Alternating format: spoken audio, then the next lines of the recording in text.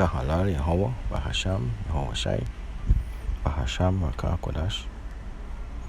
And say Shalom to the Akyam and the Akwat that's out there is pushing this truth in the four corners of this globe.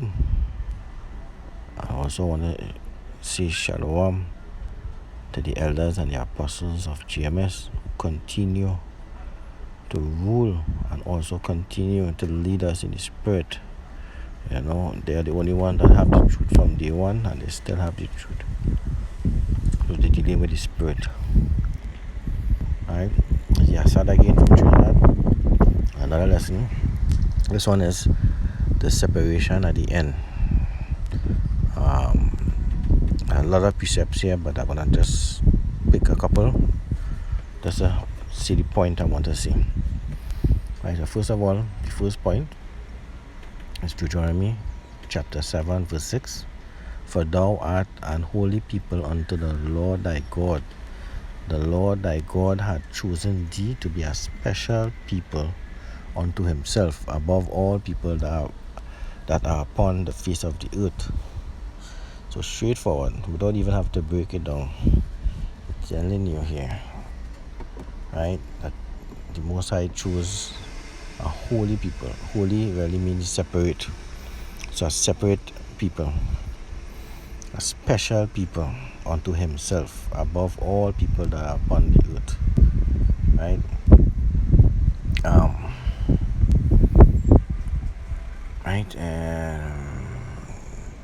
Deuteronomy 14, just to back it up, a couple precepts here. 14 and 2, thou art an holy people unto the Lord thy God, and the Lord hath chosen thee to be a peculiar people unto himself above all the nations that are upon the earth. Straightforward again, you are holy people, which is a separate people unto him. Right? The Lord had chosen thee to be a peculiar people unto himself. He chose a certain nation, right? As you see here, above all the other nations that are upon you, he chose a particular nation to be his nation, his people, right?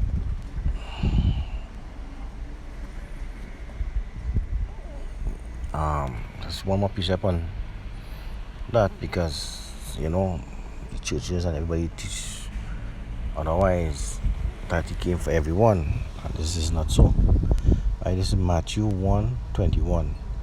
And she shall bring forth a son, and thou shalt call his name Yahweh Shai, for he shall save his people from their sins. So when he came, he only came for his people. He came to die and shed his blood, right?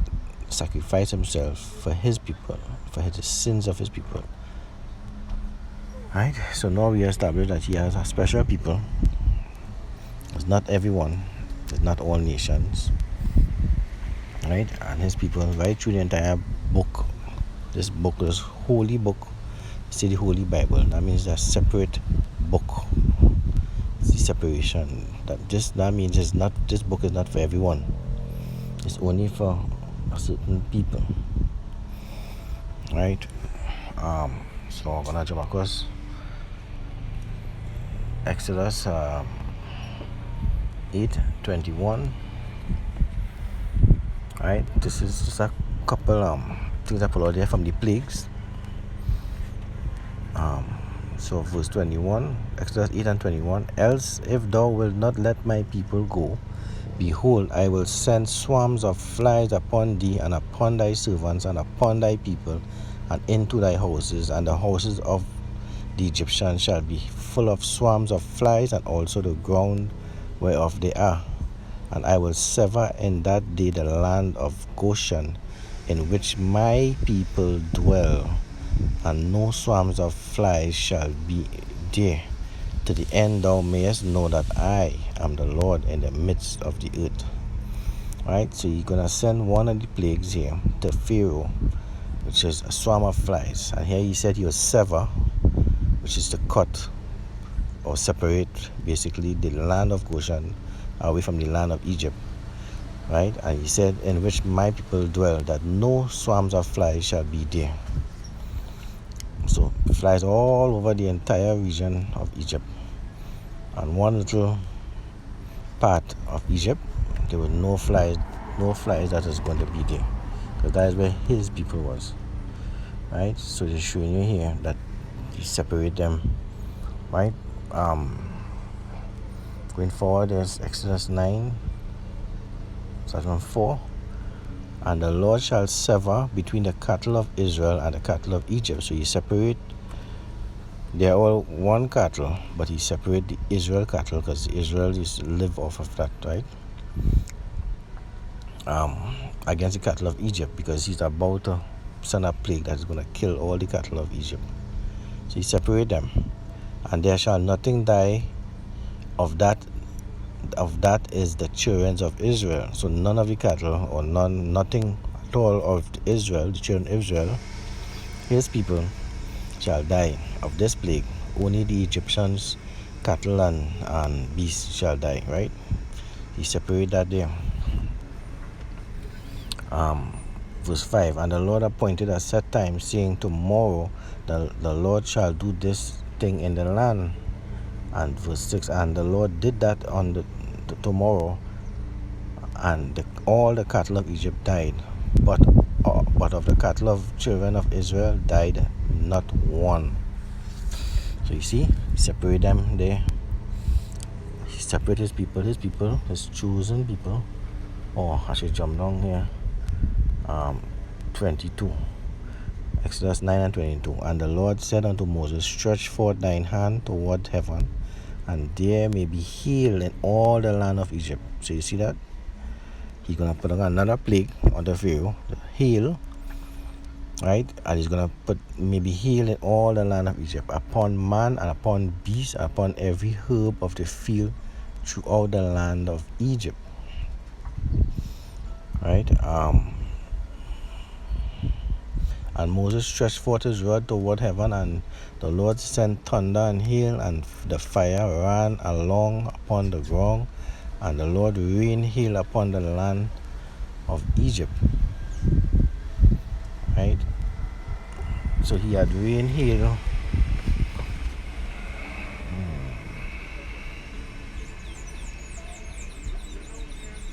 He had started to rain hail, right? So verse 24. So there was hail and fire mingled with the hail, very grievous, such as there was none like it in all the land of Egypt, since it became a nation. And the hail smote throughout all the land of Egypt, all that was in the field, both man and beast. And the hail smote every herb of the tree, and brake every tree of the field. Verse 26. And only in the land of Goshen, where the children of Israel were, was there no hail. So you see here, besides you see the separation, he's protecting his people, his chosen people.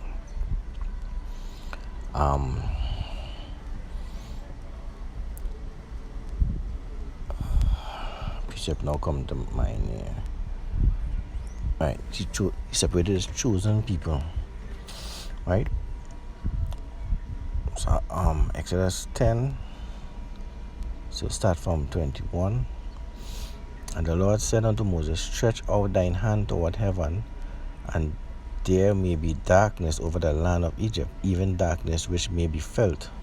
So there's another plague here. Salaki. There's another plague here. The Most High going to put on Egypt. Right? Darkness.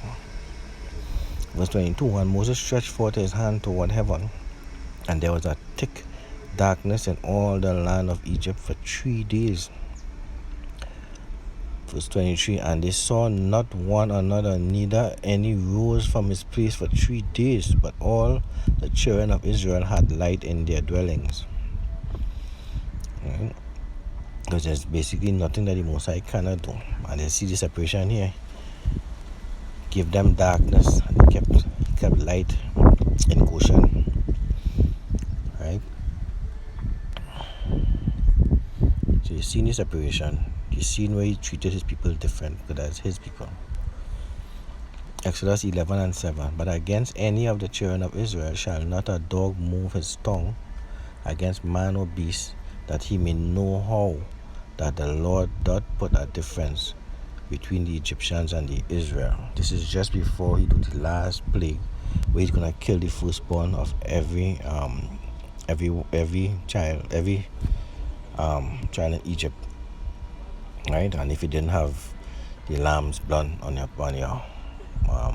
posts, he would, not let the destroyer pass over that house and kill the firstborn. Right, so this is just before that, and he's saying here at the end in here, this verse 7, right, that the Lord put a difference between the Egyptians and the Israel. And so too is this time coming up here at the end in here. It's going to be the same thing. He's going to have a separation. He's going to have a separation between his people and against the other nations. Right?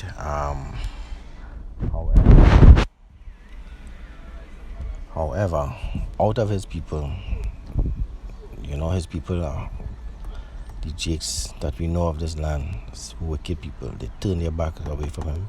They not only spiritually fornicate, which is go and worship other gods, worship other idols and stones, and also call on the wrong name, etc. But there's just total wickedness, So even though saying that he's going to come in to deliver and separate his people from the other nations, right? There's a certain part that is actually going to be saved. A small remnant of Israel who's going to be saved, and not all of Israel because of their wickedness. Right? And you'll see later down, this is Zechariah 13:8, and it shall come to pass that in all the land, said the Lord, 2 parts therein shall be cut off and die, and the 3rd part shall be left therein. Right? So 2/3 of Israel is going to be killed. Right? He would not save that 2/3. They have to be destroyed. They have to die. Verse 9, I will bring the 3rd part, which is the 3rd, through the fire. It's fire, not a literal fire. Right? And I will refine them as silver is refined, and I will try them as gold is tried. They shall call on my name, which is the correct name, which is Yahweh. Right? Bahasham Yahweh Shai.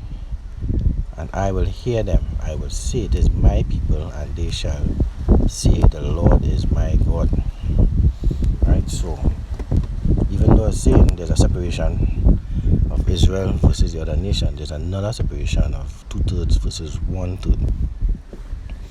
Right? So, I'm going to jump here to Matthew 25 and start from 31. Right? When the Son of Man shall come in his glory, and all the holy angels with him, then shall he sit upon the throne of his glory. Verse 32, and before him shall be gathered all the nations, right? And he shall separate them one from another, as a shepherd divided his sheep from his goats. And he shall set the sheep on his right hand, and the goats on the left. Right? And then shall the king say unto them on his right, which is the sheep, because he's our shepherd and we are his flock. And he said his sheep hear his voice and follow him, and we hear him and follow him, through Yahweh Bahasham Yahweh Shai. Then shall the king say unto them on the right hand, come ye, blessed by my Father, inherit the kingdom prepared for you from the foundation of the world. This is directly talking to the elect of Israel now, which is 144,000. Right? As we in Matthew, we're just going to jump here to a quick little parable that he had talked about. Right? This is Matthew 13:26. But when the blade was sprung up and brought forth fruit, then appeared the tares also. Right? So we're talking about the wheat and the tares here.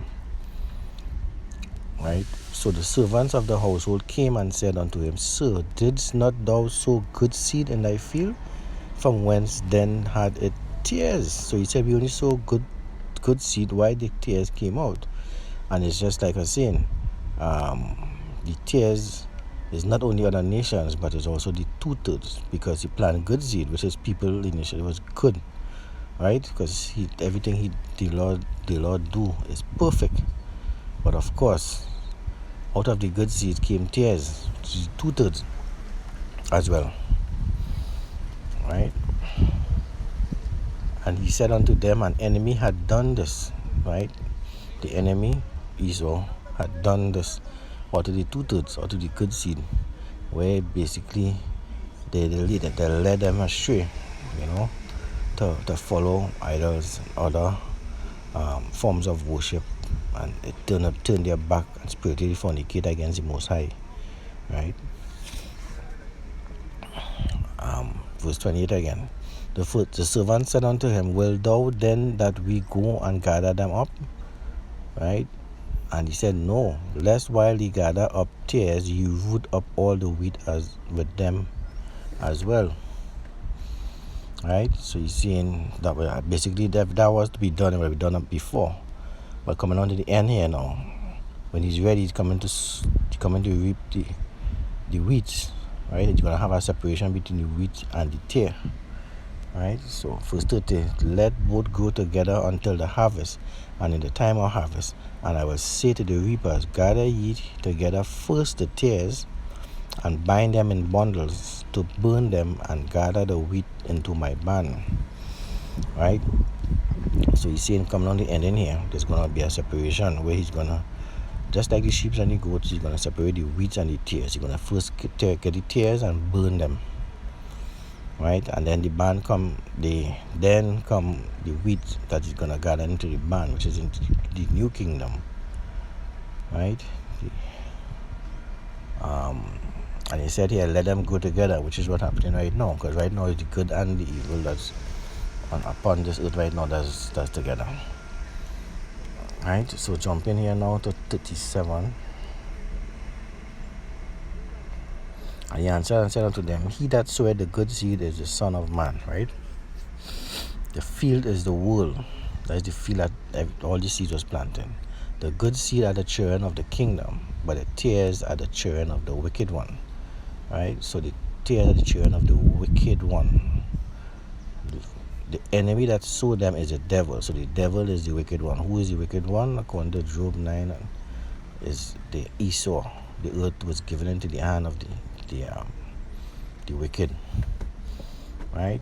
The harvest is the end of the world, and the reapers are the angels. So the angels is coming to do that separation. Right? As I mentioned before, there is a separation. And the angels coming to do that separation at the end of the world, where they're going to reap, right, the wheat and burn the tares. It's like how he's sifting through Israel right now, and also getting rid of, picking out the goats from the sheep. Right, verse 40, as therefore the tares are gathered and burned in the fire, so shall it be in the end of this world. Right, so the end of this world is coming to burn with fire, is what he's saying here. And right, the tares are gathered at the end to burn in this fire, which is basically the nuclear fire that's coming. Right, I'm gonna jump here, precept upon precept, line upon line. Right. So here is 2 Peter 2:9. The Lord knoweth how to deliver the godly out of temptations, and to reserve the unjust unto the day of judgment to be punished. So he knows how to separate, basically, how to pull the good ones or the bad ones. Right? Jump into 2 Peter 3 now, starting from 9. The Lord is not slack concerning his promise, as some men count slackness, but is long suffering toward us, not willing that any should perish, but that all should come to repentance. Right? But the day of the Lord will come as a thief in the night, in which the heavens shall pass away with a great noise, and the elements shall melt with a fervent heat. The earth also and the works that are therein shall be burned up. So you see here, it's saying that it's going to be fire and brimstone and gnashing of teeth when this time comes. He did say you're going to burn up the tares, right? Verse 11, seeing then that all these things shall be dissolved, what manner of persons ought ye to be in all holy conversation and godliness? And this is what we have been, because we are holy people, they are separate people. But within that separate people, there are those who adhere to the laws, statutes, and commandments, and there are those that did not. Right? So they have their rebellious ways. They like to revel and drink and wine and lust and live in the carnal world as there's nothing else to come. Right? But here he's saying, as we at the Akiam does, we hold holy conversation and hold godliness. Right? And just to end it here, the couple precepts ended. This is Revelation 20 and 14. And death and hell were cast into the lake of fire, and this is the second death. Right? The first death of Joe, the entire land was by water through Noah. But now the second death is coming with fire. And he did said he's gonna pick those tears and bundle them and burn them in fire. Right? 21, Revelation 21 and 8. But the fearful and the unbelieving and the abominable and the murderers and warmongers and sorcerers and idolaters and all liars shall have their part in the lake of fire which burneth with fire and brimstone, which is the second death. Right?